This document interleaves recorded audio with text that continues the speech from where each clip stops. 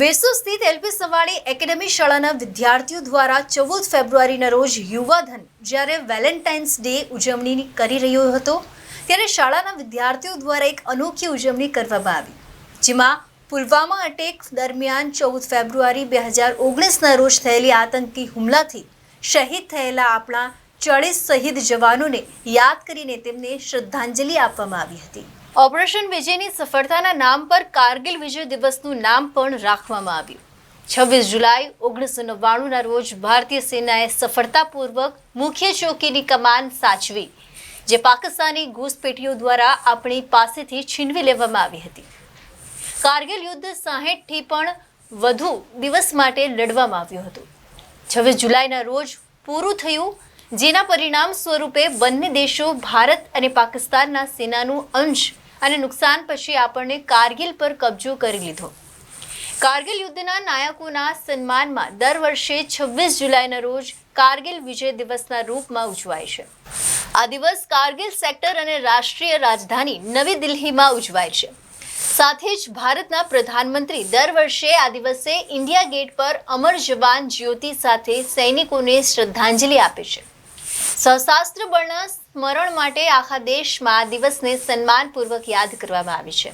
પુલવામા હુમલા 14 ફેબ્રુઆરી 2019ના રોજ થયો હતો, જે આજે આતંકવાદી હુમલાની ચોથી વરસી છે। 4 વર્ષ પહેલા આ દિવસે આપણા ટીવી સ્ક્રીન પર 40 CRPF અધિકારીઓની શહીદીના સમાચારે દેશને હચમચાવી નાખ્યા હતા।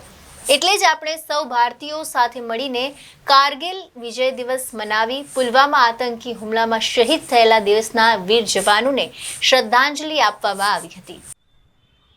आज मैं प्रियांश वाकावाला एलपी सवानी एकेडमी वेसू सूरत का विद्यार्थी आपको कारगिल दिवस के बारे में कुछ बताना चाहूँगा। कारगिल दिवस पाकिस्तान और इंडिया के बीच में युद्ध को बताता है। इस दिन कारगिल क्षेत्र के लिए इंडिया और पाकिस्तान के लिए एक घातक जंग हुई। काफ़ी इंडियन सैनिकों ने अपनी जान गंवाई और उन्होंने अपनी कुर्बानी दी। हम कारगिल दिवस इसलिए मनाते हैं क्योंकि हम उनकी कुर्बानियों को याद करते हैं कि उन्होंने क्या गंवाया। इस दिन काफ़ी लोगों ने कुछ गंवाया भी और काफ़ी लोगों ने कुछ पाया भी, पर अंत में जीत हमारी ही हुई। इसीलिए मुझे मेरे देश पे गर्व है कि हम भारतीय हैं और मुझे हमेशा ये बात का गर्व रहेगा कि भारत ने कभी भी किसी देश पर कब्जा करने की कोशिश नहीं की, जबकि हमेशा लोगों की मदद करना चाहे। और कारगिल वॉर युद्ध चला था 26 और कारगिल युद्ध का ख़त्म हुई थी 14 फरवरी 1999 को। इसीलिए हम ब्लैक डे मनाते हैं। ऐसे तो आज वैलेंटाइंस डे भी है, परंतु हम वैलेंटाइंस तो इंग्लिश फेस्टिवल्स है, हम वो क्यों मनाएं। हम ब्लैक डे मनाते हैं क्योंकि वो दिखाता है कि भारतीय सैनिकों ने क्या खोया है और हम उनकी वजह से ही सुरक्षित घर पे सोते हैं, हम उनकी वजह से ही सुरक्षित काम करते हैं। इसीलिए मुझे उन सारे सैनिकों और उनके परिवारों से नमन है जिन्होंने अपने सैनिकों को जंग के लिए भेजा था और उन्होंने खुद को ना पहले रखे, अपने देश को पहले रखा और भारत को जीत दिलाई।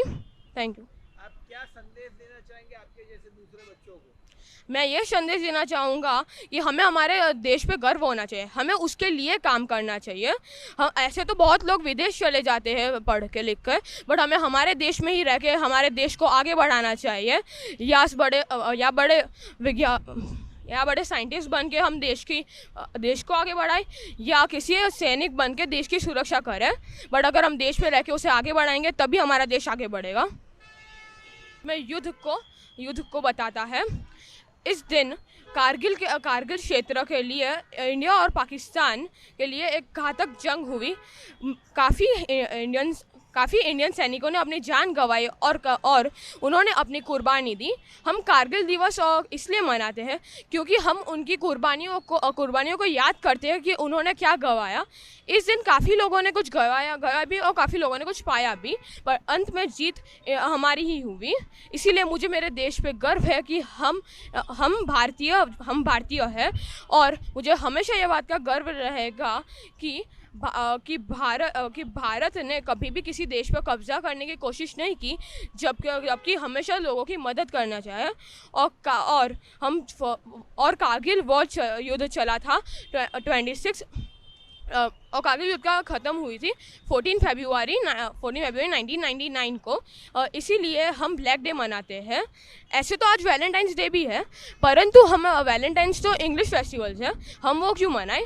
हम ब्लैक डे मनाते हैं क्योंकि वो दिखाता है कि भारतीय सैनिकों ने क्या खोया है और हम उनकी वजह से ही सुरक्षित घर पे सोते हैं, हम उनकी वजह से ही सुरक्षित काम करते हैं।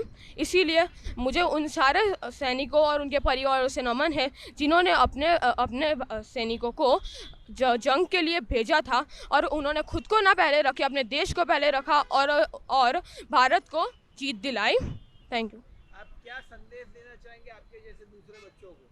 मैं ये संदेश देना चाहूँगा कि हमें हमारे देश पे गर्व होना चाहिए, हमें उसके लिए काम करना चाहिए। हम ऐसे तो बहुत लोग विदेश चले जाते हैं पढ़ के लिख कर, बट हमें हमारे देश में ही रह के हमारे देश को आगे बढ़ाना चाहिए। या बड़े साइंटिस्ट बन के हम देश को आगे बढ़ाएं, या किसी सैनिक बन के देश की सुरक्षा करें। बट अगर हम देश में रह के उसे आगे बढ़ाएंगे तभी हमारा देश आगे बढ़ेगा। अरविंद राठौड़, ABC न्यूज़ गुजरात, सूरत।